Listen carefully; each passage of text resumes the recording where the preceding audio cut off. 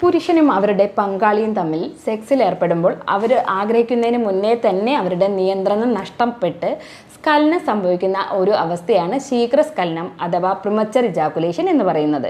അപ്പം അത്തരത്തിൽ എന്തുകൊണ്ടാണ് ഉണ്ടാവുന്നത്, അതിനെ നമുക്ക് എങ്ങനെയൊക്കെ മറികടക്കാം എന്നതിനെ പറ്റി നോക്കാം. ഞാൻ doctor Nishitha M, doctor Basil's homeo hospital, Pandikkad, Malappuram ജില്ല.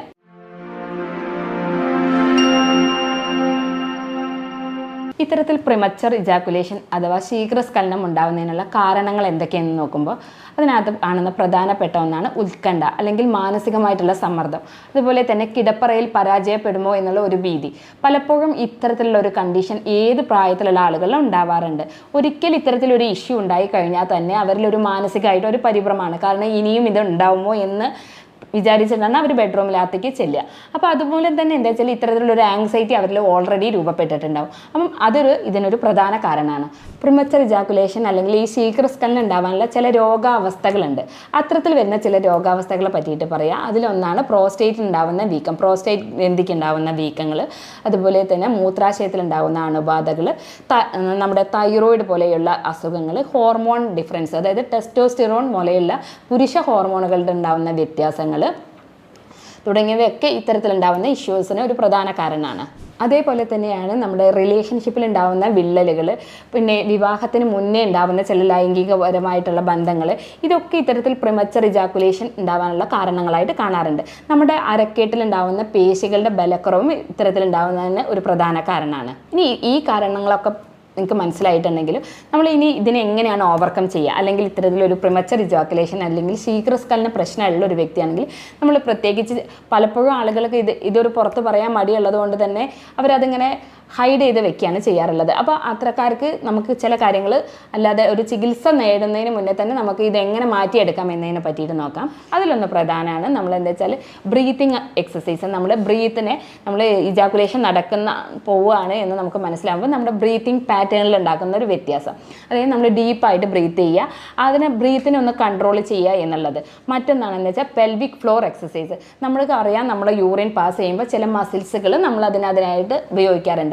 അപ്പോൾ അത്തരത്തിൽ യൂറിൻ നമ്മൾക്ക് കൺട്രോൾ ചെയ്യാൻ വേണ്ടിയിട്ട് നമ്മളൊന്ന് ടൈറ്റൻ ചെയ്ത് പിടിക്കുക. അപ്പോൾ അത്തരത്തിൽ നമ്മൾ ഈ യൂറിൻ പാസ് ചെയ്യാൻ ഉപയോഗിക്കുന്ന ഈ മസിൽസിനെ ടൈറ്റൻ ചെയ്യുമ്പോൾ ഏകദേശം 1 മിനിറ്റോളം നമ്മൾ ടൈറ്റൻ ചെയ്ത് പിടിക്കുക. ഇത്തരത്തിൽ നമ്മൾ ആ ഒരു മസിൽ ടൈറ്റൻ ചെയ്യുമ്പം അതും നമ്മളെ ഈ പ്രിമച്ചർ ഇജാക്കുലേഷൻ അതായത് ശീഘ്രസ്ഖലനം തടയാൻ വേണ്ടി സഹായിക്കുന്നതാണ്. മറ്റൊന്നാണ് സ്ക്യൂസിങ് ടെക്നിക്ക്. നമുക്ക് ഇജാക്കുലേഷൻ അതായത് സ്ഖലനം നടക്കാൻ പോവുകയാണ് എന്ന് മനസ്സിലായി കഴിഞ്ഞാൽ നമ്മൾ തള്ളവിരലും ചൂണ്ടുവിരലും വെച്ചിട്ട് ലിംഗത്തിൻ്റെ അഗ്രഭാഗം അമർത്തി പിടിക്കുക. അപ്പോൾ അത്തരത്തിൽ വരുമ്പോൾ നമുക്ക് ഈ സ്ഖലനം എന്നുള്ള പ്രക്രിയ കുറച്ച് ഡിലേ ആയിട്ട് വരാൻ സാധിക്കുന്നതാണ്. മറ്റൊന്നാണ് കോണ്ടം ധരിക്കുക എന്നുള്ളത്. കോണ്ടം ധരിക്കുമ്പോൾ സ്വാഭാവികമായിട്ടും ഡയറക്റ്റ് ആയിട്ടുള്ള ലിംഗാഗ്രത്തിൽ ആ ഒരു സംവേദനം വരാതിരിക്കുകയും അതുമൂലം തന്നെ കുറച്ചും കൂടി സമയം ലഭിക്കുകയും ചെയ്യുക. ചില ആളുകളിൽ അതുപോലെ തന്നെ ഇപ്പം ആദ്യം പറഞ്ഞു നമ്മൾ ദമ്പതിമാർ തുറന്ന ഒരു ചർച്ച ആവശ്യമാണ് ഇത്തരത്തിലൊരു ഇഷ്യൂസ് ഉണ്ടാവുമ്പോൾ. അപ്പോൾ അതുകൊണ്ട് തന്നെ ഫോർ പ്ലേക്കൊക്കെ കൂടുതൽ സമയം കൊടുക്കാൻ വേണ്ടി ശ്രദ്ധിക്കേണ്ടതാണ്. സ്ത്രീകൾ പൊതുവേ എന്താ വെച്ചാൽ ഇമോഷണലിയാണ് അവർ കൂടുതൽ ആക്റ്റീവ് ആവുക. അതുകൊണ്ട് തന്നെ ഇത്തരത്തിൽ ഇമോഷണലി അവർ ആക്റ്റീവ് ആയതിനു ശേഷം മാത്രം ലിംഗം വജൈനയിൽ എൻ്റർ ചെയ്യാൻ വേണ്ടി ശ്രദ്ധിക്കുക എന്നുള്ളതൊരു പ്രധാനമാണ്.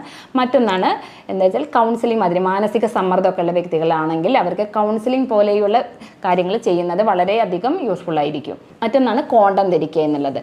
പലപ്പോഴും ഈ കോണ്ടം ധരിക്കുന്നത് മൂലം എന്താ വെച്ചാൽ ലിംഗത്തിൻ്റെ അഗ്രഭാഗത്ത് കൂടുതലായിട്ടുള്ള സംവേദനം ഇല്ലാതിരിക്കുകയും അതുമൂലം ഇത്തരത്തിൽ പ്രിമച്ചർ ഇജാക്കുലേഷൻ അതായത് ശീഘ്രസ്ഖലനം നമുക്ക് തടയാൻ സാധിക്കുന്നതാണ്. ഇനി മറ്റൊന്ന് കെഗൽ ടൈപ്പ് ഓഫ് എക്സസൈസുകൾ പറഞ്ഞു. അത് നമ്മുടെ ഈ പെൽവിക് മസിൽസിനെ നല്ലോണം സ്ട്രെങ്തൻ ചെയ്യാനും അതുമൂലം തന്നെ നമ്മുടെ ലിംഗാഗ്രത്തിലേക്കുള്ള രക്തോട്ടം വർദ്ധിപ്പിക്കാനും സഹായിക്കുന്നതാണ്. മറ്റൊരു മെത്തേഡാണ് സ്റ്റോപ്പ് ആൻഡ് സ്റ്റാർട്ട് രീതി എന്ന് പറയുന്നത്. അതായത് ലിംഗത്തിനകത്ത് സ്ഖലനം സംഭവിക്കാൻ പോകുന്നു എന്ന് നമുക്ക് തോന്നുകയാണെങ്കിൽ ആ സമയത്ത് ലിംഗം പുറത്തേക്ക് എടുക്കുകയും അതിനുശേഷം കുറച്ച് സമയത്തിന് ശേഷം വീണ്ടും എൻ്റർ ചെയ്യുകയും ചെയ്യുന്ന ഒരു രീതി, സ്റ്റാർട്ട് ആൻഡ് സ്റ്റോപ്പ് എന്നുള്ള ഈ രീതി. ഇത്തരത്തിലുണ്ടാകുമ്പോഴും നമുക്ക് എന്താ വെച്ചാൽ ഈ പ്രിമച്ചർ ഇജാക്കുലേഷൻ അതായത് ശീഘ്രസ്ഖലനം നമുക്ക് ഒരു പരിധി വരെ നമുക്ക് തടയാൻ സാധിക്കുന്നതാണ്. അതേപോലെയാണ് മൈൻഡ് ഡൈവേർട്ട് ചെയ്യുക. നമ്മൾ ഇത്തരത്തിൽ ഇജാക്കുലേഷൻ നടക്കാൻ, അതായത് സ്ഖലനം നടക്കാൻ പോകുന്നു എന്ന് മനസ്സിലായി കഴിഞ്ഞാൽ നമ്മുടെ മൈൻഡിനെ നമ്മളൊന്ന് ഡൈവേർട്ട് ചെയ്യുക. അതായത് നമ്മൾ ആ ഒരു സമയത്തുണ്ടാകുന്ന നമ്മുടെ മാനസിക നില ഒന്ന് പെട്ടെന്ന് ഡൈവേർട്ട് ചെയ്ത് മറ്റെന്തെങ്കിലും കാര്യത്തിലേക്ക് ശ്രദ്ധ കേന്ദ്രീകരിക്കുന്നതും ഇത്തരത്തിൽ സ്ഖലനം നടക്കാതിരിക്കാൻ വേണ്ടി നമ്മെ സഹായിക്കുന്നതാണ്. പ്രിമച്ചർ ഇജാക്കുലേഷൻ അല്ലെങ്കിൽ ശീഘ്രസ്ഖലനമുള്ള വ്യക്തികൾ കഴിക്കേണ്ട ചില ഭക്ഷണത്തിനെ പറ്റിയിട്ടാണ് പറയുന്നത്. അതിൽ പ്രധാനപ്പെട്ട ഒന്നാണ് സവോളയും വെളുത്തുള്ളി. ഈ സവോളയ്ക്കകത്തും വെളുത്തുള്ളിക്കകത്തുമുള്ള കണ്ടൻസുകൾ നമ്മുടെ രക്തത്തിൻ്റെ സമ്മർദ്ദം, അതായത് രക്തം ഓടാനുള്ള കഴിവ് കൂടുതലാക്കും. അതുമൂലം ഇത്തരത്തിൽ നമ്മുടെ പെനിസിൻ്റെ ഭാഗത്തേക്കുള്ള, ലിംഗത്തിൻ്റെ ഭാഗത്തേക്കുള്ള രക്തോട്ടം വർദ്ധിപ്പിക്കുകയും ഇത്തരത്തിൽ പ്രിമച്ചർ ഇജാക്കുലേഷൻ എന്നുള്ള കണ്ടീഷൻസ് നമുക്കത് കുറയ്ക്കാൻ വേണ്ടി അവ സഹായിക്കുന്നതാണ്.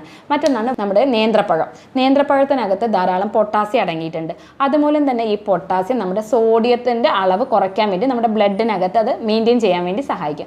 അത്തരത്തിൽ ഇവ മെയിൻറ്റെയിൻ ചെയ്യുന്നത് മൂലം നമ്മുടെ രക്തത്തിൻ്റെ സമ്മർദ്ദം, അതായത് BP-യുടെ അളവ് കുറയ്ക്കാനും അതുമൂലം തന്നെ നമ്മുടെ പെനിസിലേക്കുള്ള രക്തോട്ടം വർദ്ധിക്കാൻ വേണ്ടി അവ സഹായിക്കുന്നതാണ്. മറ്റൊന്നാണ് സിങ്ക് അടങ്ങിയിട്ടുള്ള ഭക്ഷണങ്ങൾ, അതായത് ചീര, കൂണ് തുടങ്ങിയിട്ടുള്ള സാധനങ്ങൾ, നമ്മുടെ നട്ട്സുകൾ എന്നിവയൊക്കെ കഴിക്കേണ്ടത് നല്ലതാണ്. അതിൽ തന്നെ വാൾനട്ട് ഒരു പ്രധാന ഘടകമാണ്. നമുക്ക് എപ്പോഴും എന്താ വെച്ചാൽ ഒരു വാൾനട്ട് എടുത്തിട്ട് ഒരു വെള്ളത്തിൽ കുതിർത്തിട്ട് ദിവസവും രാവിലെ കഴിക്കുന്നത് ഇത്തരത്തിലുള്ള പ്രിമച്ചർ ഇജാക്കുലേഷൻ അഥവാ ശീഘ്രസ്ഖലനം കുറയ്ക്കാൻ വേണ്ടിയിട്ട് നമുക്ക് സഹായിക്കുന്ന ഒന്നാണ്. അതേപോലെ കഴിക്കേണ്ട മറ്റൊന്നാണ് മാഗ്നീഷ്യം അടങ്ങിയിട്ടുള്ള സാധനങ്ങൾ. ഇത്തരത്തിലുള്ള ഈ ധാതുക്കളൊക്കെ നമ്മുടെ എന്താ വെച്ചാൽ ബ്ലഡ് സർക്കുലേഷൻസ് കൂട്ടാനും അതുപോലെ തന്നെ പെനിസിനകത്ത്, അതായത് ലിംഗത്തിനകത്ത് സർക്കുലേഷൻ, ബ്ലഡ് നിൽക്കാൻ വേണ്ടി സഹായിക്കുന്നതാണ്. അതുകൊണ്ട് തന്നെ ഇത്തരത്തിലുള്ള മിനറൽസുകളൊക്കെ വളരെ അധികം അത്യാവശ്യമാണ്. അതിലൊന്നാണ് ഇമ്പോർട്ടൻ്റ് ആണ് മാഗ്നീഷ്യം. മാഗ്നീഷ്യം കൂടുതലുള്ളതാണ് നമ്മുടെ പയർ വർഗ്ഗങ്ങൾ, പരിപ്പ് വർഗ്ഗങ്ങൾ. അത്തരത്തിൽ വരുന്ന ഒരു ഫ്രൂട്ടാണ് അവോക്കാഡോ അഥവാ നമ്മുടെ ബട്ടർ ഫ്രൂട്ട് എന്ന് പറയുന്ന സാധനം. അപ്പോൾ ഇത്തരത്തിൽ ഈ ഒരു ഇഷ്യൂ ഉള്ള ആളാണെങ്കിൽ നിങ്ങൾ ഈ ബട്ടർ ഫ്രൂട്ടിൻ്റെ ജ്യൂസ് അത് രാവിലെ കഴിക്കണത് അത് എന്തുകൊണ്ടും ഉത്തമമാണ്. അതുപോലെ തന്നെ എന്താ വെച്ചാൽ നമ്മൾ മധുരം പോലെയുള്ള ഭക്ഷണ പദാർത്ഥങ്ങൾ ഒഴിവാക്കുക എന്നുള്ളതൊരു പ്രധാനമാണ്. അമിതമായിട്ടുള്ള ഭാരമുള്ള വ്യക്തികളാണെങ്കിൽ അത് കുറയ്ക്കേണ്ടതൊരു പ്രധാനമാണ്. കാരണം ഈ നമ്മുടെ കൊടവയറൊക്കെ ഉള്ള വ്യക്തികളിൽ ഇത്തരത്തിൽ പ്രിമച്ചർ ഇജാക്കുലേഷൻസ് കൂടുതലായി കാണാറുണ്ട്. കാരണം അവരുടെ ബ്ലഡ് സർക്കുലേഷൻസ് ഒന്നും പ്രോപ്പർ ആവില്ല. അതുമൂലം തന്നെ അവർക്ക് ഇത്തരത്തിലൊരു ഇഷ്യൂസ് വളരെ വേഗം വരാൻ ചാൻസ് കൂടുതലാണ്. അതുകൊണ്ട് തന്നെ നമ്മുടെ പ്രോപ്പറായിട്ടുള്ള ബോഡി വെയിറ്റ് മെയിൻറ്റെയിൻ ചെയ്യുക എന്നുള്ളത് ഒരു ഏറ്റവും ഇമ്പോർട്ടൻ്റ് ആയിട്ടുള്ള കാര്യമാണ്. ഇനി ഇപ്പോൾ കഴിക്കേണ്ട കാര്യങ്ങൾ പറഞ്ഞു. ഇനി നിങ്ങൾക്ക് വീട്ടിൽ ചെയ്യാൻ പറ്റുന്ന ചില കാര്യങ്ങളുണ്ട്, ചില ഹോം റെമഡീസ് എന്ന് പറയുന്നത്. ഇത്തരത്തിലൊരു ശീഘ്രസ്ഖലനമുള്ളൊരു വ്യക്തികളാണെങ്കിൽ ഈ പറഞ്ഞ കാര്യങ്ങളൊക്കെ നിങ്ങൾ ചെയ്യാൻ വേണ്ടി ശ്രദ്ധിക്കുക. കാരണം ബ്രീത്തിങ് എക്സസൈസിൻ്റെ കാര്യം പറഞ്ഞു, ആ കാര്യങ്ങളൊക്കെ നിങ്ങൾ ഫോളോ ചെയ്യാൻ വേണ്ടി കൃത്യമായിട്ട് ഫോളോ ചെയ്യുക. ഏകദേശം ഒരു 21 ഡേയ്സ് എങ്കിലും നമ്മൾ ഇതിനായിട്ട് പ്രാക്ടീസ് ചെയ്താൽ മാത്രമേ നിങ്ങൾക്ക് അത്തരത്തിൽ അതിനെ കംപ്ലീറ്റ് ആയിട്ട് മാറ്റാൻ സാധ്യമാവുള്ളൂ. അതുപോലെ തന്നെ നിങ്ങൾക്ക് വീട്ടിൽ ചെയ്യാൻ പറ്റുന്ന, നമുക്ക് വീട്ടിൽ കിട്ടുന്ന ചില ഹോം റെമഡീസുകൾ, അതായത് നമ്മൾ വീട്ടിൽ നിന്ന് തന്നെ ചെയ്യാൻ പറ്റുന്ന ചില കാര്യങ്ങളുണ്ട് ഭക്ഷണത്തിൽ ഉൾപ്പെടുത്താൻ പറ്റുന്ന. അതിലൊന്ന് ഞാൻ ആദ്യം പറഞ്ഞു, വെളുത്തുള്ളിയും സവോളയും നമ്മൾ ഭക്ഷണത്തിൽ ഉൾപ്പെടുത്താൻ വേണ്ടി ശ്രദ്ധിക്കുക. മറ്റൊന്നാണ് നമ്മുടെ ശതാവരിയുടെ കിഴങ്ങ് എടുത്തിട്ട് അതിൻ്റെ ഒരു 20 ഗ്രാം നന്നായിട്ട് പാലിട്ട് തിളപ്പിക്കുക.